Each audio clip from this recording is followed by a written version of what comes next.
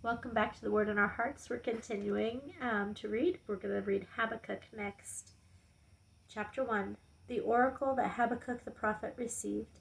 Habakkuk's complaint. How long, O Lord, must I call for help, but you do not listen? Or cry out to you, violence, but you do not save? Why do you make me look at injustice? Why do you tolerate wrong? Destruction and violence are before me. There is strife and conflict abounds. Therefore the law is paralyzed and justice never prevails. The wicked hem in the righteous so that justice is perverted. The Lord's answer. Look at the nations and watch and be utterly amazed, for I am going to do something in your days that you would not believe, even if you were told. I am raising up the Babylonians, that ruthless and impetuous people who sweep across the whole earth to seize dwelling places not their own. They are a feared and dreaded people. They are a law to themselves and promote their own honor. Their horses are swifter than leopards, fiercer than wolves at dusk. Their cavalry gallops headlong, their horsemen come from afar. They fly like a vulture swooping to devour. They all come bent on violence. Their hordes advance like a desert wind and gather prisoners like sand.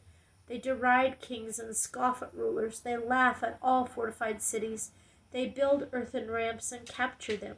Then they sweep past like the wind and go on, guilty men whose own strength is their God. Habakkuk's second complaint.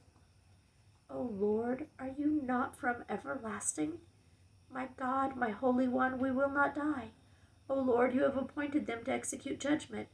O Rock, you have ordained them to punish. Your eyes are too pure to look on evil. You cannot tolerate wrong. Why then do you tolerate the treacherous? Why are you silent while the wicked swallow up those more righteous than themselves? You have made men like fish in the sea, like sea creatures that have no ruler. The wicked foe pulls all of them up with hooks. He catches them in his net.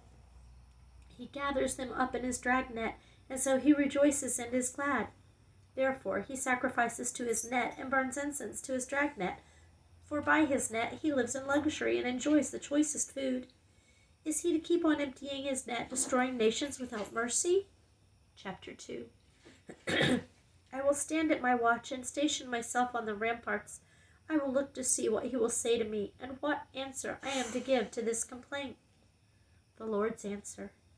Then the Lord replied, Write down the revelation and make it plain on tablets, so that a herald may run with it, for the revelation awaits an appointed time. It speaks of the end and will not prove false. Though it linger, wait for it. It will certainly come and will not delay. See, he is puffed up, his desires are not upright, but the righteous will live by his faith. Indeed, wine betrays him. He is arrogant and never at rest, because he is as greedy as the grave, and like death is never satisfied. He gathers to himself all the nations and takes captive all the peoples. Will not all of them taunt him with ridicule and scorn, saying, Woe to him who piles up stolen goods and makes himself wealthy by extortion. How long must this go on? Will not your debtors suddenly arise? Will they not wake up and make you tremble? Then you will become their victim, because you have plundered many nations. The peoples who are left will plunder you, for you have shed a man's blood. You have destroyed lands and cities and everyone in them. Woe to him who builds his realm by unjust gain, to set his nest on high, to escape the clutches of ruin. You have plotted the ruin of many people, shaming your own house and forfeiting your life. The stones of the wall will cry out, and the beams of the woodwork will echo it. Woe to him who builds a city with bloodshed and establishes a town by crime. Has not the Lord Almighty determined that the people's labor is only fuel for the fire, that the nations exhaust themselves for nothing? For the earth will be filled with the knowledge of the glory of the Lord as the waters cover the sea. Woe to him who gives drink to his neighbors, pouring it from the wineskin till they are drunk, so that he can gaze on their naked bodies. You will be filled with shame instead of glory. Now it is your turn. Drink and be exposed. The cup from the Lord's right hand is coming around to you, and disgrace will cover your glory. The violence you have done to Lebanon will overwhelm you, and your destruction of animals will terrify you. For you have shed man's blood. You have destroyed lands and cities and everyone in them. Of what value is an idol, since a man has carved it, or an image that teaches lies? For he who makes it trusts in his own creation. He makes idols that cannot speak. Woe to him who says to wood, Come to life, or to lifeless stone? Wake up! Can it give guidance? It is covered with gold and silver. There is no breath in it. But the Lord is in his holy temple. Let all the people be silent before him. Chapter 3, Habakkuk's Prayer. A prayer of Habakkuk the prophet on Shigionoth. Lord, I have heard of your fame. I stand in awe of your deeds. O Lord, renew them in our day. In our time make them known. In wrath remember mercy. God came from Teman, the Holy One from Mount Paran, Selah. His glory covered the heavens, and his praise filled the earth. His splendor was like the sunrise. Rays flashed from his hand. Where his power was hidden, plague went before him. Pestilence followed his steps. He stood and shook the earth. He looked and made the nations tremble. The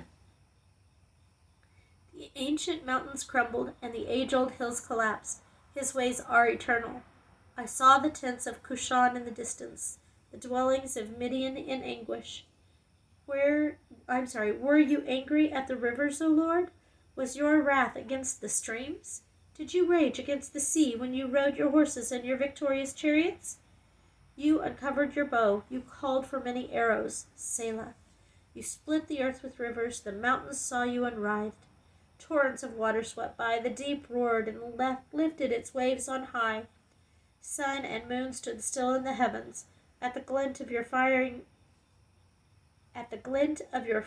arrows, at the lightning of your flashing spear, in wrath you strode through the earth, and in anger you threshed the nations.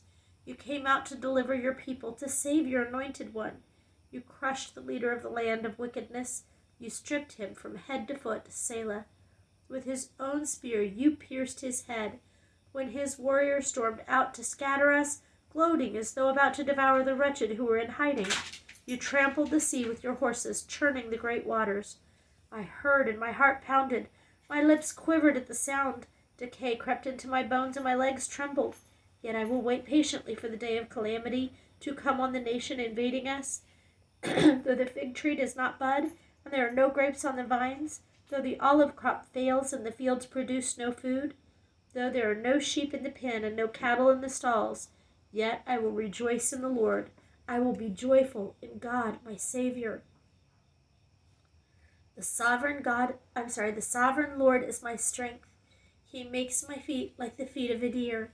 He enables me to go on the heights. For the director of music on my stringed instruments. Thank you for listening.